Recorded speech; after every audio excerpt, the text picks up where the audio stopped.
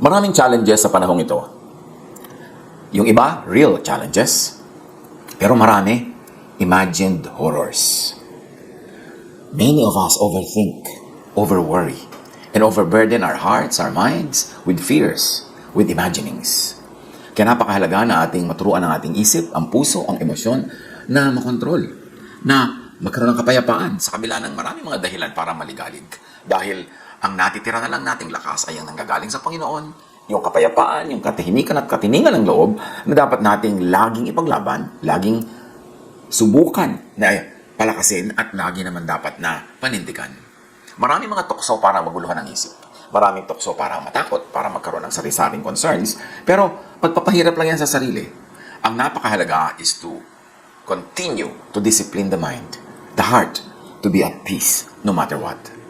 Real events could really challenge, terrify, and overwhelm. Kasi talaga namang maraming mga events ngayon na nakaka-challenge. But your mind could be your more cruel tormentor. Pagka nag-overthinking, nag-over-imagine, at ine-exaggerate ang mga concerns, ang mga alalahanin. Ang mamagat ng ating pag-aaral ngayon, sa ating patuloy na pagsilong sa kapayapaan ng Panginoong Hesus, your mind, your tormentor. Kasabihan na, plant a thought, harvest an act. Plant acts, harvest a habit. Pag lagi mong iniisip, magiging action yan. Pag lagi mong ginagawa, magiging habit. Proverbs 4:23, above all else, guard your heart, for everything you do flows from it. So, ang dapat bantayan ay ang puso, sometimes interchanged with the mind. Ang puso o ang isip, pinagpapalit-palit ko minsan yan sa terminology at sa reference. So, guard your mind para ang isip natin ay maging tahanan ng kapayapaan, hindi ng gulo. Tahanan ng pagtitiwala sa Diyos, hindi ng pagdududa at hindi ng takot. Pero kailangan talaga yan, discipline. Plant habits, harvest a character. Pagpatuloy at inulit-ulit natin ating mga kaugalian, ating mga gawi, magiging ganun ang ating pagkatao. And plant a character, harvest a lifestyle.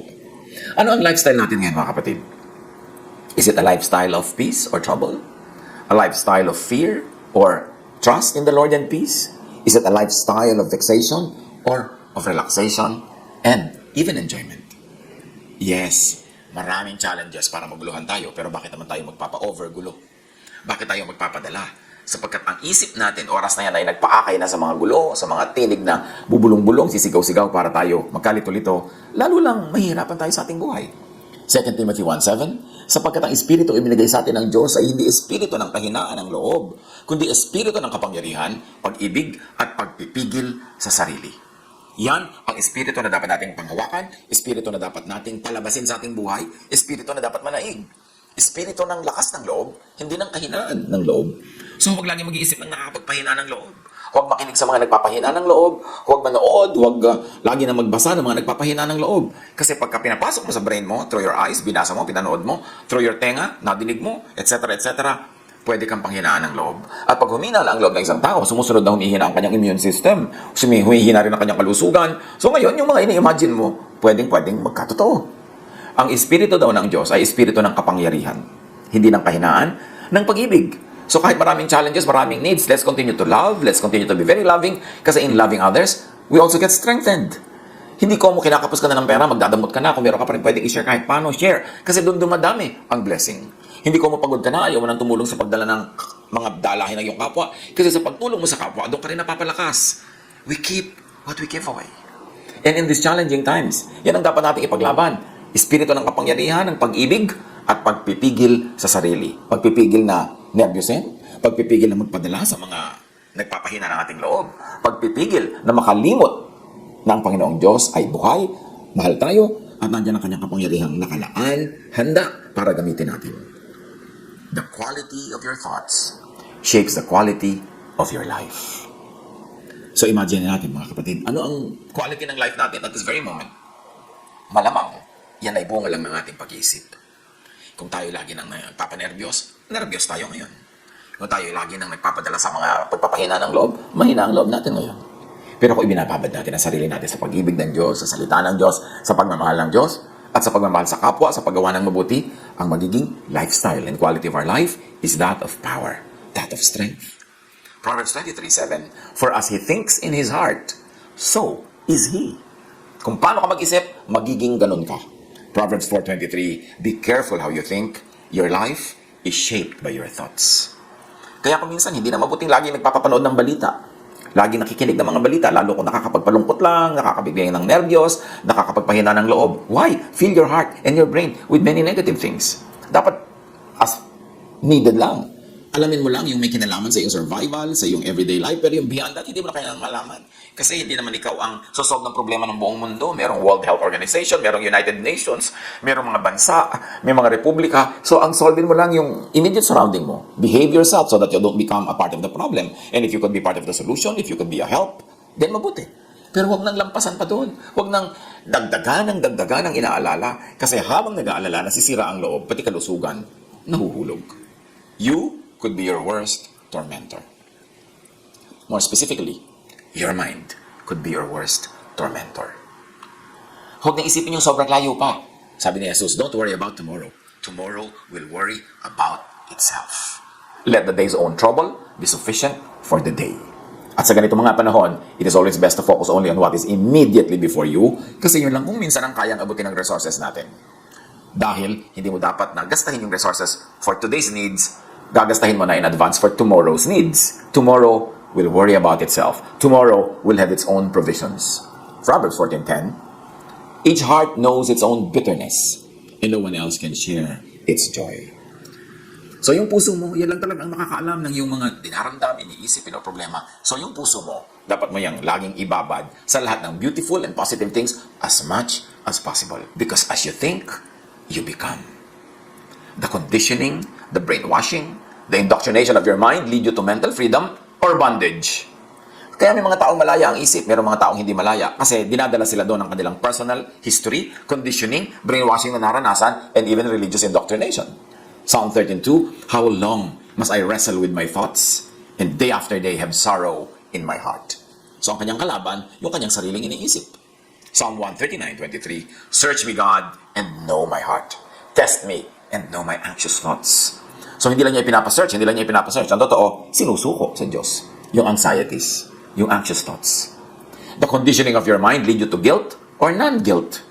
Psalm 55:2, my thoughts trouble me and I am distraught.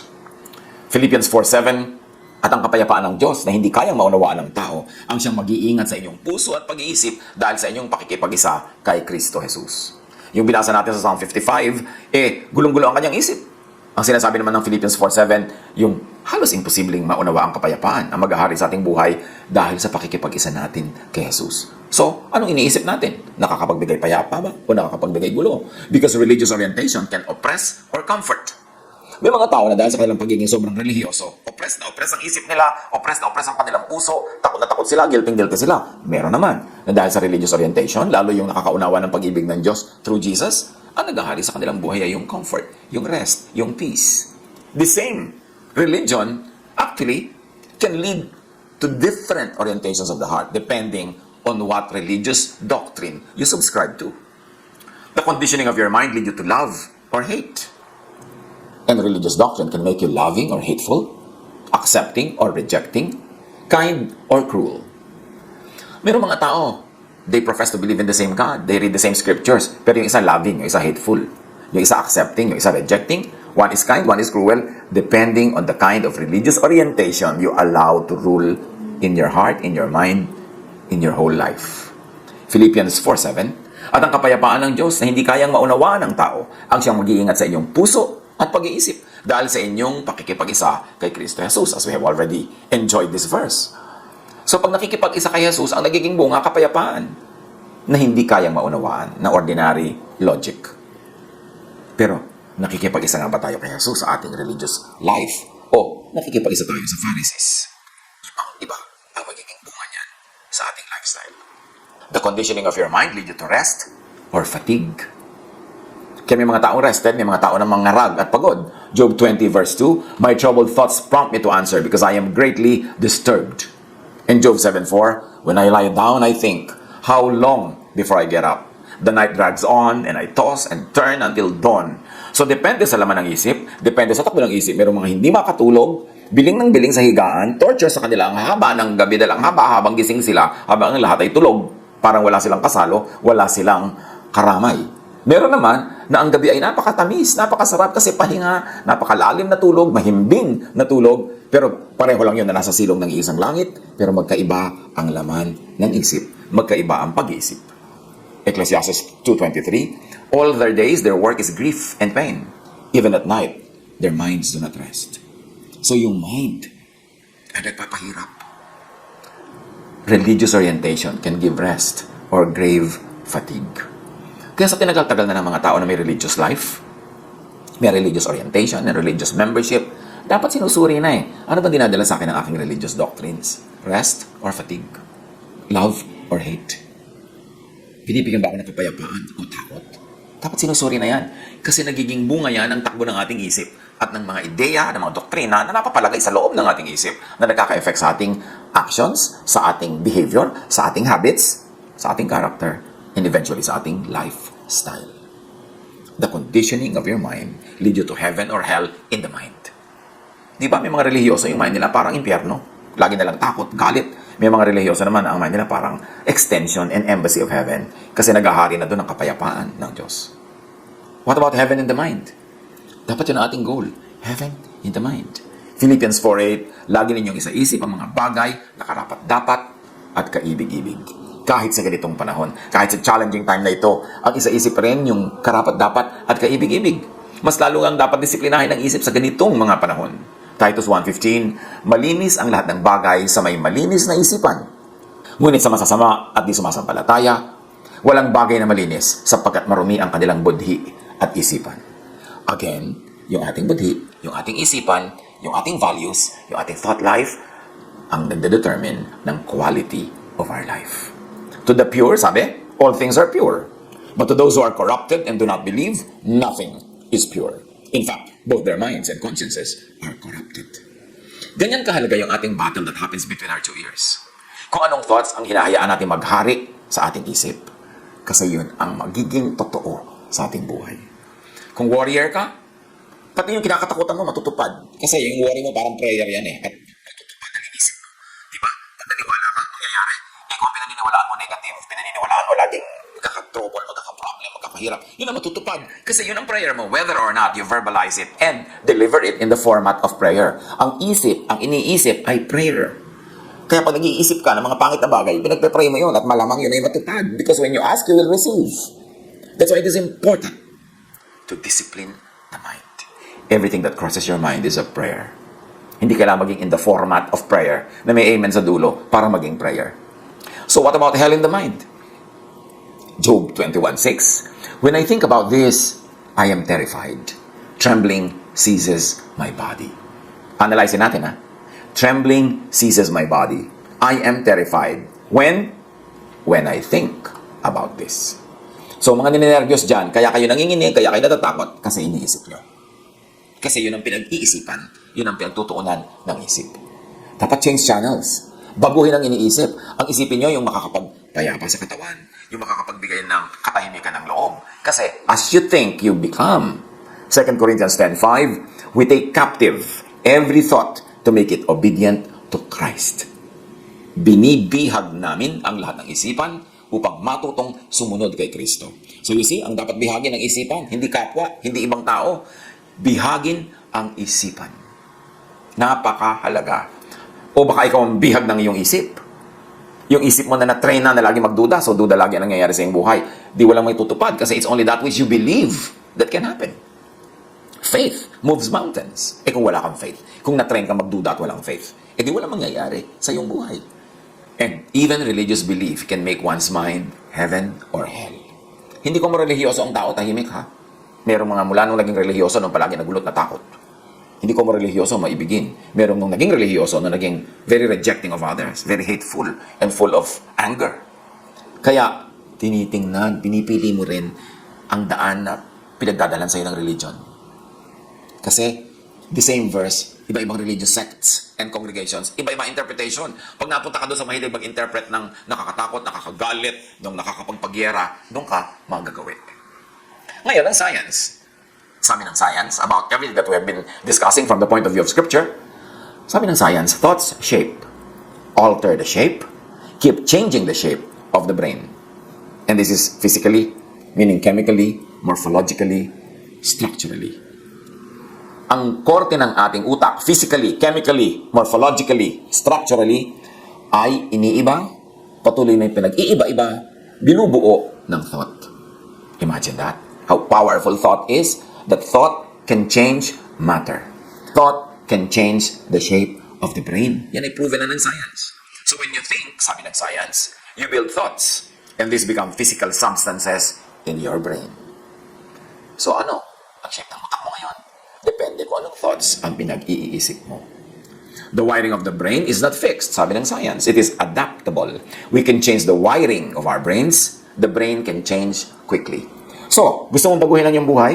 Baguhin mo ang iyong iniisip, magiging bago ang shape ng iyong brain, and out of that shape ng brain at mga iniisip will come out a lifestyle.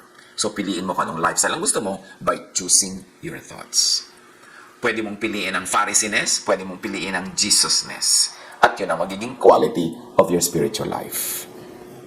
Pwede mong piliin na maging legalistic, mag-stick sa law, i-implement ang law sa iyong buhay at sa iba, pero ang magiging bunga no, napaka-rigid, napaka-inflexible, and sometimes even a very unkind lifestyle dahil legalistic. Pwede mo rin piliin yung grace. When you always think of God's grace, when you think in gracious ways, when you deal with people graciously, when you think of what is gracious, your mind changes, its shape. And then it shapes your life. May epekto sa buhay mo ang iyong thought. Now, let us have a very brief review of the major brain and mind shapers. At tingnan natin kung ano dito ang pwede nating ayusin, pwedeng improvein para yung ating lifestyle ay mabago as our mind and the shape of our brain changes and as it is changed by our thoughts. Lahat nagsisimula sa thought. So, ano ang mga brain shapers? Experiences.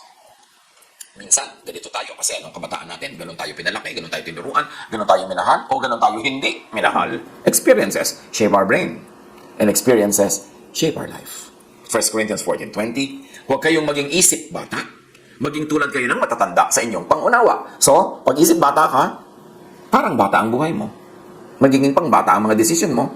Kaya dapat daw, huwag kang maging isip bata, lalo kung hindi ka na bata. Change the way you think.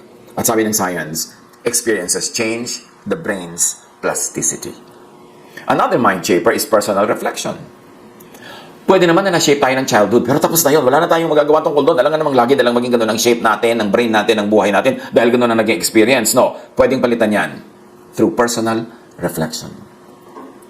Pagbubulay-bulay, pag-iisip, pagmumuni-muni, pagninilay-nilay can change your thought, therefore can change the shape of your brain, therefore can change the way you think, the way you live, the way your lifestyle becomes.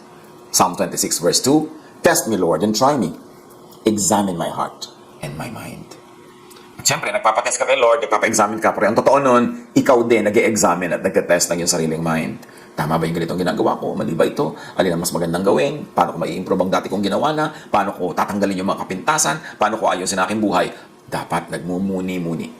Sabi ng science, the same part of the brain that thinks about others is also used to think about ourselves.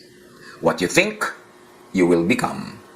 Because how you think of others is actually a reflection of how you think of yourself. Kaya yung mga mabait sa iba, kasi mabait ka sa sarili mo eh. Yung ang lupit-lupit sa iba, kasi baka hindi mo alam, malupit ka sa sarili mo. Yung lagi nagdududa sa iba, kasi baka alam mong ikaw din kaduda-duda. Yung mga ayaw magbigay ng chance sa iba, baka yung sarili mo rin kasi hindi mo binibigyan ng chance. Ang ating pakikitungo sa kapwa ay isa lamang na reflection ng tunay na pakikitungo natin sa ating sarili at tunay na pagtingin natin sa ating sarili. Kaya kung nire-reflect natin si Jesus, ang tinitingnan nating model ay si Jesus. Ang ipinapamuhay natin ay Jesusness, ang dealings natin with others will be Jesusness. Pero kung ang dealing natin with others is Mosesness, Pharisees, isa lang ibig sabihin nun, na ang tunay na model natin ay Pharisees. Ang tunay na tinitingnan natin, kinokopya, ay Pharisees. It will become the shape of our brain, it will become the shape of our thought, it will become our life. Kaya ang magnanakaw, sabi na matatanda, ay galit sa kapwa magnanakaw. At marami yung mga laging nabobola, naluloko, kasi mababait sila eh. Akala nila mabait din ang iba. At yun namang ayaw magtiwala sa iba, sobrang wais, kasi sila rin hindi mapagkakatiwalaan.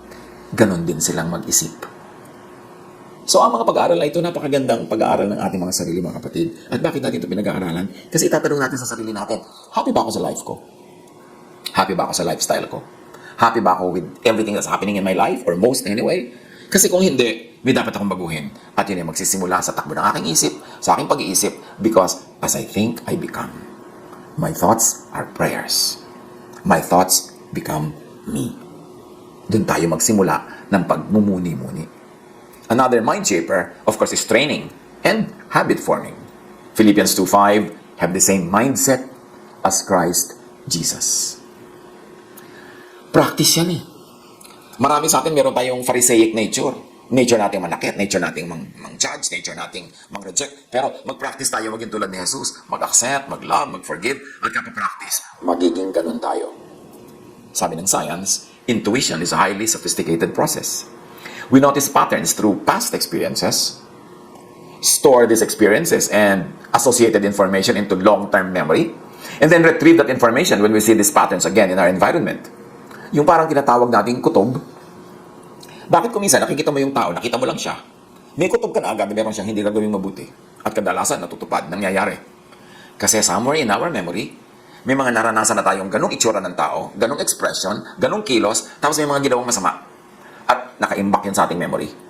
Pag nakakita tayo ng ganong uling expression, ganong itsura, ganong pattern, kahit sa ibang tao, sa ibang panahon at ibang lugar, lumalabas sa file ng ating brain yung warning na, oy, ang ganyang kilos, ang ganyang arte, ang ganyang mga salita, nagbunga na yan ng pangit at hindi maganda sa iyong buhay noon. So, mag-isip-isip ka at tinatawag natin, ba't kaya ako may kutob? Wala naman akong alam na facts, pero may kutob ako. Yun. At science explains it. Of course, Romans 8:5-6, those who live according to the flesh have their mind set on what the flesh desires. But those who live in accordance with the Spirit have their mind set on what the Spirit desires. Another mind shaper is social training. Kaya mag-ingat-ingat tayo sa pagtatrain ng mga bata. Kasi kung minsan, ang bata buong buhay niya nagiging gano'n ng ugali dahil tinrain natin na maging gano'n. Kung minsan, puro kalupitan ang naramdaman ng bata, kaya tuloy nagiging malupit din siya kung lumaon. O kaya, sabik na sabik, kulang na kulang sa pagmamahal. Kaya kahit sino na lang ang para magmamahal, sumasama, nauuto, nabubola. Mahalaga ang social training. At sabi ng science, humans are a social species inescapably shaped by our cultural context. And thus, some degree of indoctrination is implicit in the parent-child relationship. Marami sa atin bunga or biktima ng good treatment or maltreatment ng parents o ng equivalent ng mga parents sa buhay natin. Sabi sa Proverbs 12:8, a person is praised according to their prudence, and one with a warped mind is despised. What are we talking about here? Reward and punishment. When you continue to reward a child for any behavior, negative or positive, yun ang magiging behavior niya. Pagka pinanish mo or pinarusahan para sa isang ginagawa niya, iniisip or habit or behavior, magiging ganun siya. So tingnan natin kung saan natin dinadala ang mga bata sa ating training. Tinetrain ba natin sila maging doormat? Hindi sila pwedeng mag-no, hindi sila pwedeng mag-argue ng kanilang case, hindi sila pwedeng tumanggi. Di tinetrain natin sila maging doormat, maging robot. Kung minsan, laging gino-glorify ng religion niyang sobrang obedient sa mga children. Is that really what we want? Kahit na ang nagpapasunod na sa kanila ay mali, hindi na sila makatanggi because they were never trained to not obey. Sabi ng science, social change is the result of social and mental mechanisms of an individual. At dahil ang lipunan is made up of individuals, therefore it is the quality of the individuals that will determine the quality of society, of a civilization, of a nation, or a church. We don't just copy, sabi ng science, the behavior of people around us. We also copy their minds. As we grow older, we learn what other people think, feel, and want, and adapt to it. Our brains are really good at this. We copy computations inside the brains of others. So talaga daw, majority ng mga tao, nangungopia lang, magiging idol, nangungopia ng susundan, nangungopia sa leader, nagsasaulo ng sinabi ng mga taong hinahangaan nila o mahal nila o gusto nila. Mabuti ng mabuti kung hinakokopia ay tama. Mabuti ng mabuti kung yung ina-idolize ay dadalhin sila sa freedom, hindi sa bondage. Dadalhin sila sa peace, hindi sa trouble. Dadalhin sila sa love, hindi sa hatred. It is important. Kaya pati ang mga bata, tinitingnan natin, sino ba mga hinahangaan nila? Kanino ba sila sumusunod? Sino bang ina-idolize nila? Kasi makakashape yun ng kanilang thought, therefore ng kanilang brain, therefore ng kanilang life. At marami sa atin, kahit mature na tayo in our mature years, biktima pa rin o bunga pa rin tayo ng mga sinundan, hinangaan natin nung araw. So piliin ang pakikinggan. Pag nagawi ka sa mga religious teaching na sobrang dogmatic, controlling, tinatanggalan ka ng karakter, ng pagkatao, ng free will, ano mangyayari sa buhay mo? Tapos i-brainwash mo yung anak mo in the same way, what will you do sa kanila? Of course, among many others, isang mind shaper na dapat nating tunay na pagtuunan ng pansin is religious training. Proverbs 22:6, teach children the way they should live, and they will remember it all their life. And I say, I add, do not teach children only what to think, but how to think. Huwag turuan ng mga bata lagi magmemorya. Turuan sila na mag-reason, na mga tuwiran. Huwag turuan ng mga bata na lagi nalang yes ng yes. Turuan silang manuri kung dapat ba mag-yes o hindi dapat. Turuan sila kung paano mag-isip. Huwag saksakan ng brain nila, nang memoryahin na lang nila at susundin na lang nila without question, without thinking, without modification. Because we will shape the quality of their mind and their brain pagkatapos ng training na yan. And science says, human beings seem to have mental circuits that recognize certain things as sacred and predispose us to feelings of spirituality. It's just a feature of our brains. So talagang merong religious orientation, spiritual orientation yung brain. Pero ang point is this, kanino nakatuon? Saang doktrina nakatuon? Anong religious lifestyle and belief ang pinagtutuunan? Kasi doon pupunta yung brain, yung tao, yung life. One other thing that is a mind shaper is education. Kaya yung mga educational systems natin, kung minsan hindi naman talaga nag-educate, nagkikreate lang ng robots. In many schools, ang ina-awardan lagi yung most behave. Hindi na-awardan yung most argumentative. Samantalang dapat natuturuan ng bata na mag-argue. In a polite way, in a nice way. But to argue, hindi lang yes ng yes. Ina-awardan natin lagi yung most punctual. But the most punctual are hardly creative. Kasi nakaset lahat yung utak nila, yung iniisip nila, yung mga ganyan. Kaya may mga trabahong bagay sa mga punctual people. But yung mga very creative endeavors, usually these are the people who get out of the box. And usually they are not the very punctual people all the time. Although, there are creative people who are still very punctual. So, kahanga-hanga yung kombinasyon sa utak nila nun. Pero anong klaseng individuals ang gusto natin makreate? Sa Sunday school, sa mga daily vacation Bible school, sa ating mga Bible studies, what kind of individuals do we want to be developed from people? Do we want to develop cardboard characters? Do we want to develop yes people? Do we want to develop robots? Or do we want to develop people who think? And if they need to do it, to argue their thoughts, to plead their case, because tayo yung mga taong binigyan ng Diyos ng brain, binigyan tayo ng capacity to analyze, at binigyan tayo ng freedom to pursue what we believe is best. Kaya ang ginaglorify lagi sa school, sa religion, uniformity. Bawal na ibang itsura mo kasi pati damit magkakamuka. Pati yung mga haircut kung isan magkakamuka. God is a God not of sameness, but of variety. Kaya dapat din natin laging suriin, yung ba talagang system ng churches, yung system ng religion, yung ba talaga ang system ng Diyos? O inimbento lang yan ng mga religious leaders para padaliin ang kanilang pag-lead, padaliin ang kanilang trabaho, so that everybody conforms, everybody says yes, everybody is headed like Diyos. Ganun ba talaga ang gusto ng Diyos? Tingnan natin si Jesus. Si Jesus nga mismo, hindi siya conformist. Ang dami niyang ginawang iba sa takbo ng buhay ng mga panahon niya, sa takbo ng templo, sa takbo ng mga synagogues. Si Jesus ang ating shepherd, di ba? Siya ang ating sinusundan. This is not to encourage rebelliousness. This is not to encourage trouble. This is not to encourage warlike attitude, but only to encourage us to respect each other's individuality. Kasi God made us as individuals. We are wonderfully made. Fearfully and wonderfully made. Dapat nating igalang yun. So pati sa training ng pag-iisip, sa pagpayag natin kung anong iisipin ng mga bata, ng sarili natin, bigyan natin ng room yung freedom that God has instilled and given to everybody. Isaiah 44:18, ang mga taong gayon ay mga mangmang at hindi inuunawa ang kanilang ginagawa. Tinakpan nila ang kanilang mga mata at sinarhan ang isip sa katotohanan. So ito yung mga sunod-sunuran, mga hindi nag-iisip, hindi nag-analyze. And science says, whatever you are thinking creates a network pathway in the brain that gets reinforced and stronger. Habang iniisip mo, lalo ka nagiging ganun. So isipin natin, paano nag-iisip natin sa buhay? Tayo ba negative thinker or positive thinker? Achiever ba tayo or defeatist? Anong iniisip natin? Lagi ba tayo natatakot? Tinatakot natin ang sarili at ating kapwa. We see the devil in a teacup. Lahat lang pinagbibintangan natin na work ng devil. So parang lang, devil talaga ang boss, devil ang amo. Hindi ang Diyos. Ganun ba talaga yun? O ganun tayo mag-isip? Keep changing for the better. Keep improving for the better. And this happens in the realm of thought. Hindi pwedeng yung iniisip mo 10 years ago, 15, 20, 30 years ago, ganun ka pa rin mag-isip ngayon. Ibig sabihin, hindi ka nag-grow. Tapos ang gusto mo lagi naririnig na teaching, yung narinig mo na noon, ilang ulit na, paulit-ulit, taon-taon, decades na, yun at yun. Bakit pa magtitipon-tipon kung yun din lang ang madidinig lagi? Yun din lang ang interpretation, yun din ang reading, walang bago. Di dapat tumigil ka na nun pa kasi alam mo na nun yan eh. But we must grow from glory to glory. The very rule of life is growth. So ganun din dapat sa ating mind, sa ating faith, sa ating doctrines, sa ating mga pag-unawa sa Diyos, nag-grow. And to grow, you've got to outgrow something. Para lumaki ang iyong paa, may mga iiwan ka sapatos at tsinelas. Kung ayaw mong iwan yon, hindi lalaki yung paa mo. So may iiwan ka rin mga doktrina, may iiwan ka rin ng mga interpretation na nung araw ay bagay sa level of your understanding, but now that you are growing, kailangan na mag-adjust, hindi ka naman pupunta sa wrong, pupunta ka lang sa glory to glory. Change is another rule of life. So we've got to keep changing the way we think. Galatians 6:3, if anyone thinks they are something when they are not, they deceive themselves.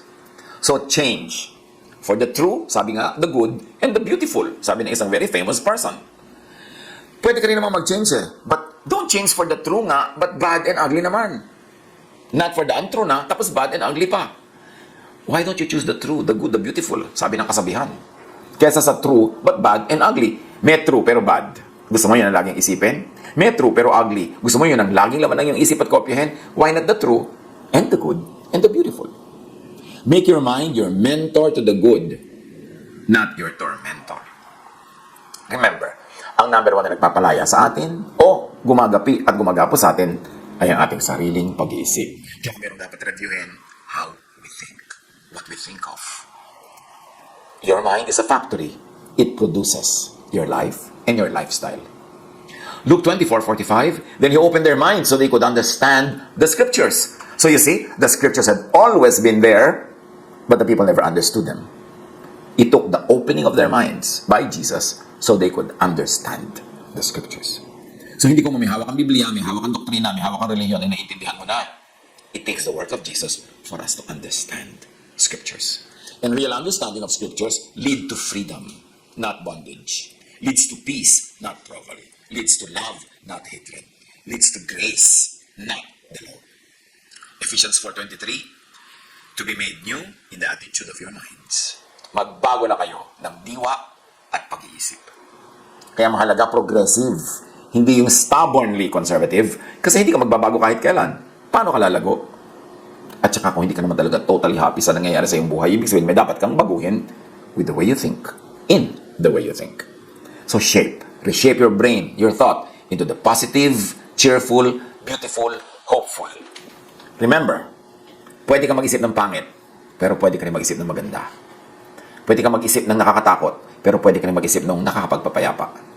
Pwede ka mag-isip ng nakakagalit, pero pwede ka rin mag-isip ng nakakapagpaalis ng galit. Piliin mo kung anong iniisip mo. Kaya dapat pinipili din natin kung anong sinasabi ng kapwa ang papakinggan at ano yung tatanggihan. Yung pwede mo sabihin, I don't want to hear that, I don't want to talk about it. Meron namang mga tao, hilig magpadala sa'yo ng kung ano ng video para ka lang pala takutin o galitin. Bakit mo kailangan panoorin? Hindi mo panoorin. I-delete mo. At kung padala siya ng padala ng mga ganyan, i-block mo siya. Bakit mo papayagan na guluhin ka niya? Bakit mo papayagan na i-convert niya yung utak mo para yung kalaban niya maging kalaban mo rin? O may mga nagdadala sa'yo ng mga mensahe, mga sumbong para manginis. Bakit mo papakinggan? Pag pinakinggan mo ang lahat ng sinasabi ng mga tao tungkol sa'yo, sabi nga sa Bible, dapat hindi mo gawin yan kasi maririnig mong minumura ka ng iyong mga katulong. So dapat huwag mo na lang alamin. Kung hindi nakakapagpasaya at hindi naman kailangan malaman, hindi necessary, huwag mo nang alamin kasi malulungkot ka lang. Discipline. Bakit mo kailangan malaman kung ilan lang yung namamatay everyday? Bakit mo kailangan malaman kung ilan ang nahihirapan, ilan ang naghihiwalay ng mag-asawa, ilan ang nagpapatayan? Ba't kailangan mo malaman yan? Unless police ka, unless social worker ka.